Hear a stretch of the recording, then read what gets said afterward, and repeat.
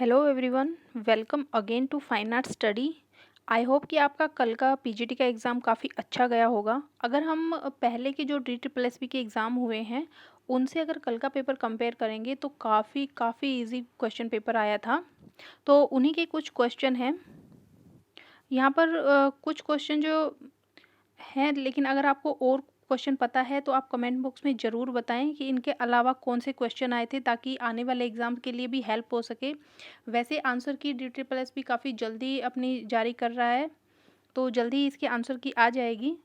तब तक हम देखते हैं कि कैसे क्वेश्चन पूछे जा रहे हैं, ताकि आप टीजीटी के लिए तैयारी अपना स्टार्ट कर दें। देखिए, इसमें सब्जेक्ट में पूछा गया था एक क्वेश्चन कि मरणासन राजकुमारी का चित्र किस गुफा में है। तो ये सबको पता है, 16 नंबर गुफा में। उसके बाद एक क्वेश्चन था कि पद्मपाणि बुद्ध के चित्र में बुद्ध की आकृति किस मुद्रा में है। तो ये त्रिभंग मुद्रा में। उसके बाद नेक्स्ट क्वेश्चन था कि लोथल किस नदी के किनारे है। ये भोगवा नदी के किनारे। मृतकों का टीला मोहनजोदड़ो को। देखिए, मैंने जो सिंधु घाटी सभ्यता का जो एक प्रैक्टिस सेट डाला था और एक जो पूरा जो सिंधु घाटी सभ्यता के पार्ट डाले थे, उनमें से सारे क्वेश्चन सिंधु घाटी सभ्यता का बहुत से क्वेश्चन पूछे गए हैं। लगभग 20 क्वेश्चन के 15-20 क्वेश्चन सिंधु घाटी सभ्यता से पूछे गए हैं और वो सारे उस वीडियो से पूछे गए हैं। आप चाहे तो चेक कर सकते हैं। उसके बाद नेक्स्ट क्वेश्चन पूछा गया था कि सिंधु घाटी सभ्यता में जो बर्तन थे उन पर चित्रकारी किस रंग से की जाती थी। तो ये हमने पढ़ा था कि जो बर्तन थे वो लाल रंग के बनाए जाते थे। ठीक है, बर्तन से लाल रंग के बर्तन थे और उन पर काले रंग से चित्रकारी की जाती थी। उसके बाद था कि दयाराम साहनी और राखलदास बनर्जी का संबंध किससे है। तो 4 ऑप्शन दिए हुए थे, मिस्र की सभ्यता और इस टाइप से। तो उसमें सिंधु घाटी सभ्यता से इन दोनों का संबंध था। उसके बाद एक क्वेश्चन था कि कांस्य से निर्मित नर्तकी की प्रतिमा का संबंध किस स्थल से है। तो ये मोहनजोदड़ो से। कांस्य की नर्तकी से भी 2 क्वेश्चन पूछे गए थे। दोनों मतलब ऐसे ही घुमाकर क्वेश्चन पूछे गए थे कि मोहनजोदड़ो में इनमें से क्या मिला है, तो इस टाइप से। और एक डायरेक्ट पूछा गया था कि कांस्य की नर्तकी की मूर्ति जो है वो कहाँ पर मिली थी। तो इस टाइप से 2 क्वेश्चन पूछे गए थे। नेक्स्ट था कि निम्न में से मोहनजोदड़ो से किसका संबंध है। देखिए, तो इसमें 4 ऑप्शन थे कि कांस्य की नर्तकी और इस टाइप से, तो उसका आंसर कांस्य की नर्तकी हो जाएगा। नेक्स्ट क्वेश्चन था कि पशुपति की मोहर पर कौन कौन से जानवर अंकित है। ये मैंने आपको बहुत अच्छे से बताया था। पूरा जो एक फ़ोटो लगी हुई थी, पूरा फ़ोटो से दिखाया था कि दाईं तरफ कौन से हैं, बाईं तरफ कौन से हैं, नीचे कौन सा है। तो इसमें जो गैंडा, भैंसा, हाथी और बाघ, तो ये चारों इसमें हैं। उसके बाद एक क्वेश्चन था कि अमरावती की खोज किसने की थी। ठीक है, तो ये कर्नल कॉलिन मैकेंजी ने।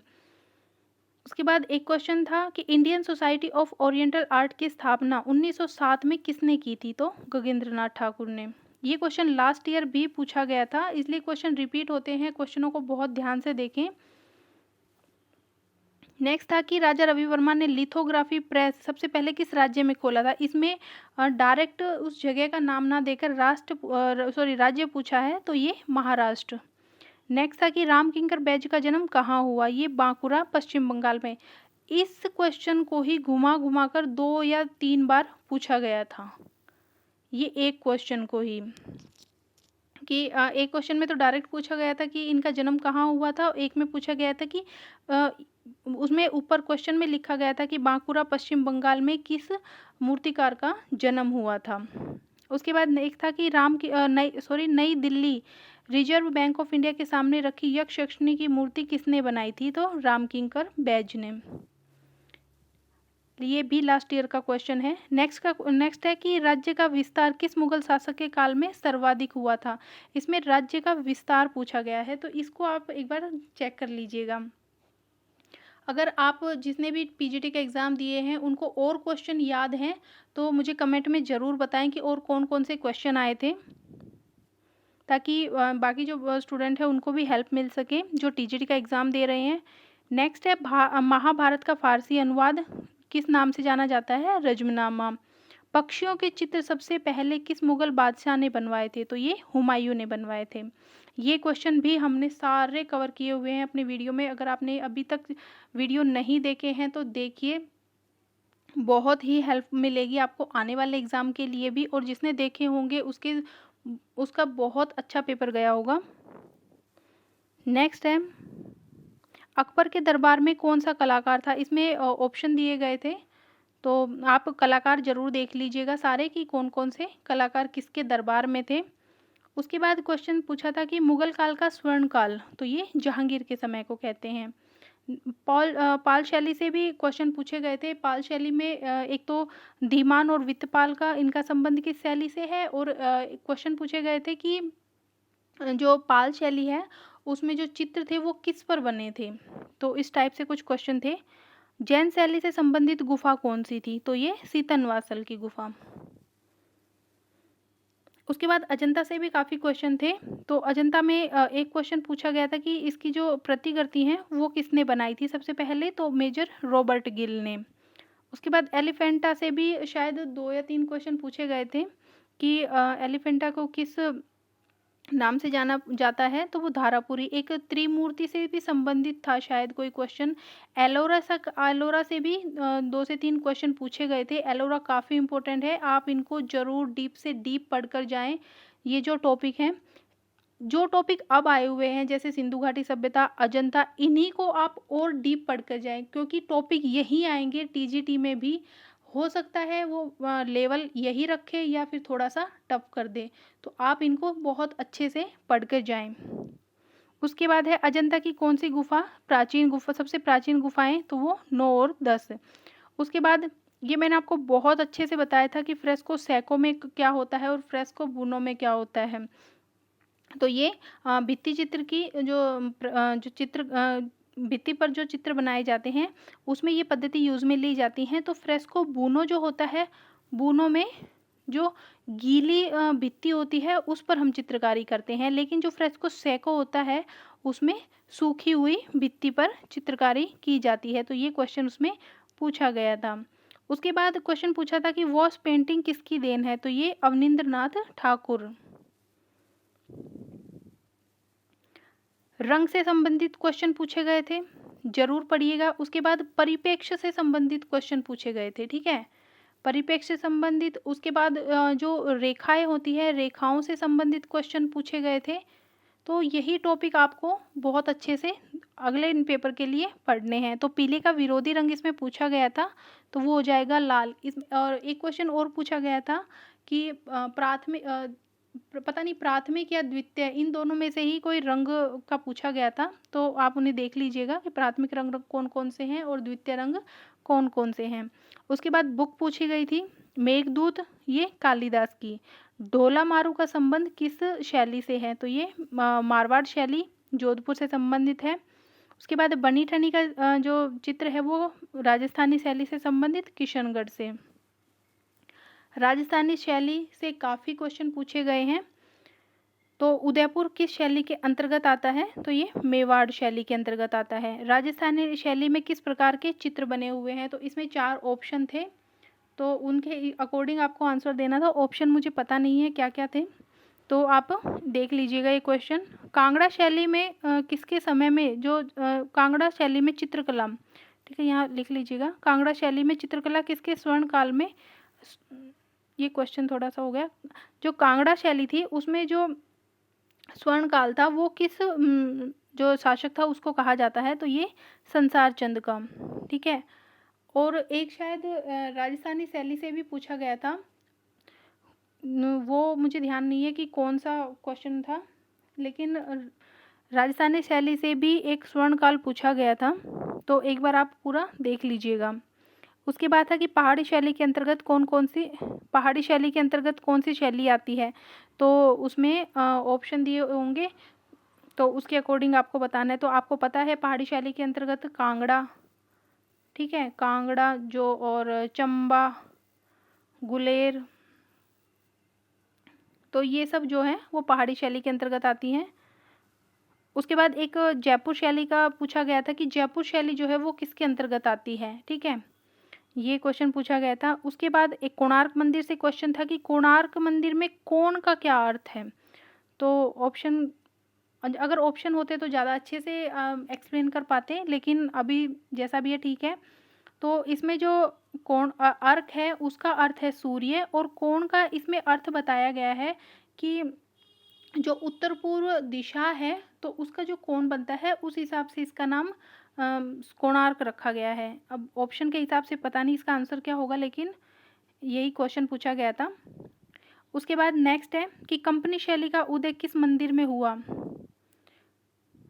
ये जो पटना शैली है तो उसमें एक ये था क्वेश्चन, ये मुझे ध्यान नहीं है, ये वाला क्वेश्चन हटा दीजिए। कालीघाट के मंदिरों का क्वेश्चन पूछा गया था, ठीक है, कालीघाट के मंदिरों का क्वेश्चन था कुछ, तो आप एक बार ये जो टॉपिक है वो देख लीजिएगा। उसके बाद एक तांत्रिक कलाकार पूछा गया था कि तांत्रिक कलाकार कौन है, तो वो सतीश गुजराल।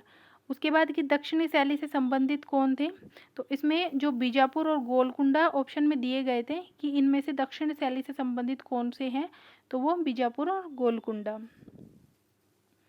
उसके बाद एक क्वेश्चन था कि वसली क्या है, तो वसली हमें पता है ये एक प्रकार का जो कागज है जिस पर की चित्रकारी की जाती है, ठीक है, तो और ये भी हमने पूरा कवर किया हुआ है।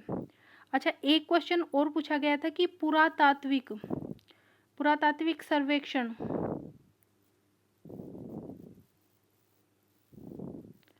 पुरातात्विक सर्वेक्षण का मुख्यालय कहाँ है।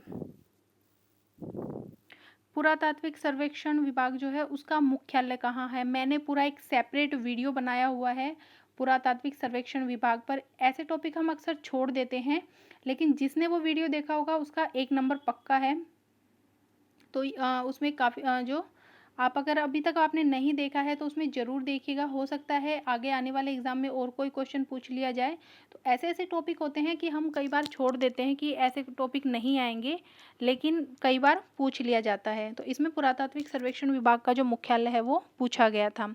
उसके बाद इसमें पूछा गया था कि दक्षिण शैली में जो नटराज की प्रतिमा मिली है वो किस मुद्रा में है, तो जो तांडव की मुद्रा में दिखाया गया है। नटराज पर भी पूरा एक सेपरेट वीडियो है, पूरा डिटेल में है नटराज से, उस वीडियो से बाहर नटराज का एक भी क्वेश्चन नहीं जाएगा। उसके बाद देखिए जो मथुरा शैली और गांधार शैली है उनसे काफ़ी क्वेश्चन पूछे गए थे।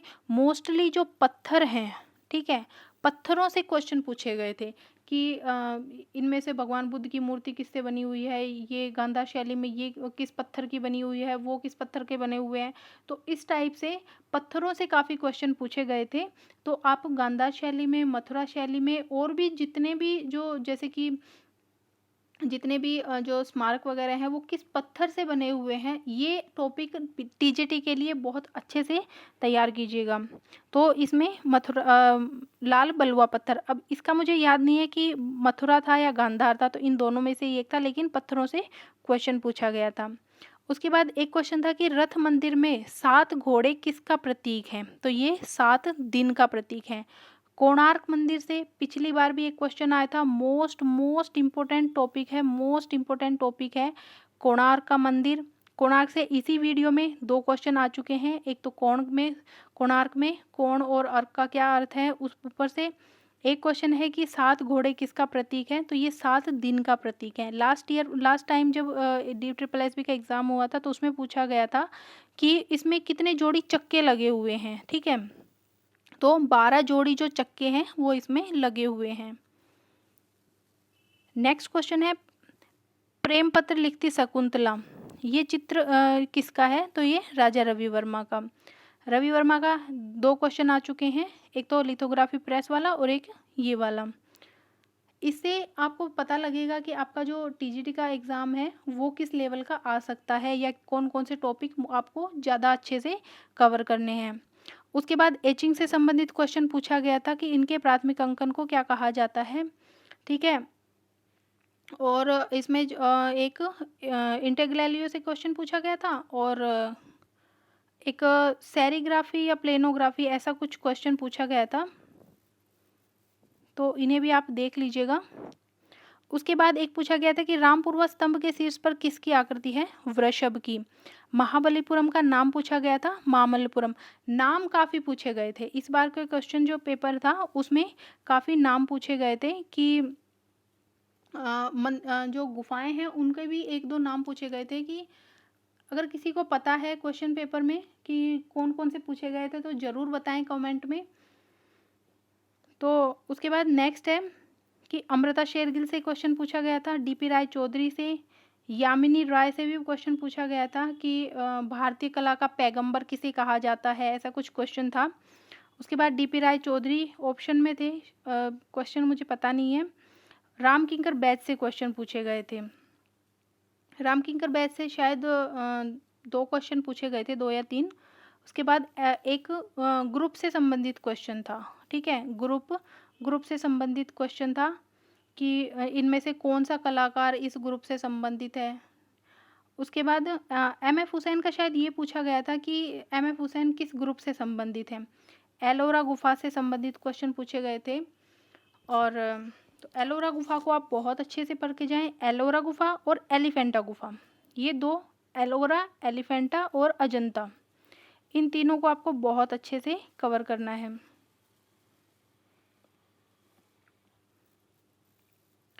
एलोरा, अजंता और एलिफेंटा, ठीक है, इन तीनों को आपको बहुत अच्छे से पढ़ना है। उसके बाद एक पूछा गया था कि बुद्ध का उपदेश, तो धर्मचक्र परिवर्तन जो है वो हो जाएगा, क्वेश्चन नहीं पता है मुझे। उसके बाद इन दोनों में से एक क्वेश्चन पूछा गया था, विष्णु धर्मोत्तर पुराण या सम्रांगण सूत्रधार, इन दोनों में से एक पूछा गया था कि इनमें से अंतराल को किस नाम से जाना जाता है। बुक मुझे ध्यान नहीं है कि कौन सा था, तो आप दोनों का ही देख लीजिए। तो विष्णु धर्मोत्तर पुराण में अंतराल को स्थान के नाम से जाना जाता है, और जो सम्रांगण सूत्रधार है उसमें भूमि बंधन के नाम से इसे जाना जाता है। उसके बाद मैंने आपको बताया रंग से संबंधित क्वेश्चन पूछे गए थे। एक मुगल पुस्तक पूछी गई थी, मुगल काल की एक पुस्तक पूछी गई थी। उसके बाद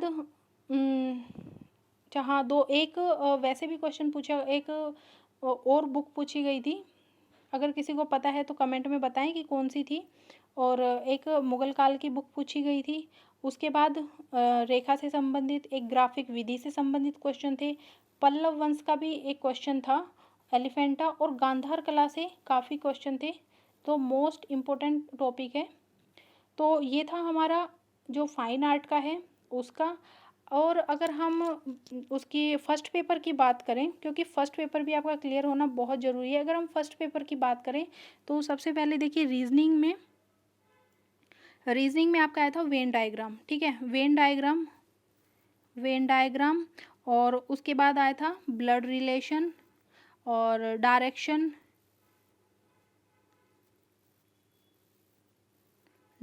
का आपका आया था। और आपका पेपर फोल्डिंग, एक क्वेश्चन था, पेपर फोल्डिंग का क्वेश्चन आया था। उसके बाद आपका जो कोडिंग डिकोडिंग के क्वेश्चन थे। और त्रिभुज जो गिनना, जो ट्रायंगल वाला होता है, ट्रायंगल के क्वेश्चन आए थे। उसके बाद आता है कि जो सीरीज पूरी करना होता है, सीरीज वाला क्वेश्चन। एक जो आकृति पूरी करनी होती है ना, जैसे इसमें दे दिया जाता है ये 3 जो साइड बना दी जाती हैं कि इनमें से फिर कौन सा, इस साइड में कौन सा इनमें से आएगा, तो इस टाइप से रीजनिंग के क्वेश्चन थे। तो ये थे रीजनिंग के। वहीं अगर हम मैथ की बात करें तो मैथ में टाइम एंड वर्क, ठीक है, और स्पीड डिस्टेंस। उसके बाद DI के पूछे गए थे, प्रॉफिट लॉस के, और प्रॉफिट लॉस के क्वेश्चन थे। उसके बाद थे जो त्रिज्या से एक क्वेश्चन पूछा गया था, एज बेस्ड क्वेश्चन थे। और नंबर सिस्टम से क्वेश्चन पूछे गए थे, नंबर सिस्टम के क्वेश्चन थे।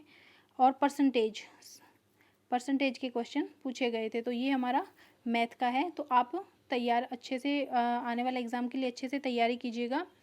और वहीं अगर हम जीके की बात करें, करंट अफेयर और जीके में, एक से आपसे असम का मुख्यमंत्री पूछा गया था, असम के मुख्यमंत्री कौन है। एक जो GT रोड है दिल्ली में, वो किसने बनवाया था।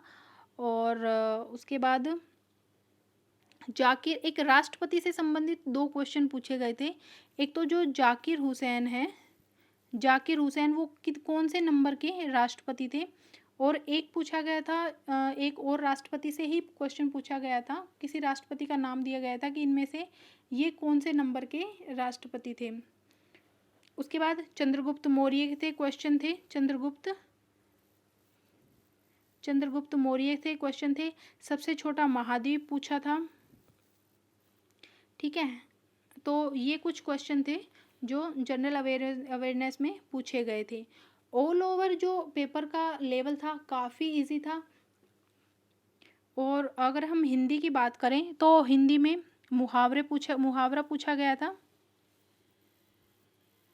मुहावरा पूछा गया था, शुद्ध शब्द पूछा गया था, उसके बाद लिंग पूछा गया था, संधि पूछी गई थी एक, और पर्यायवाची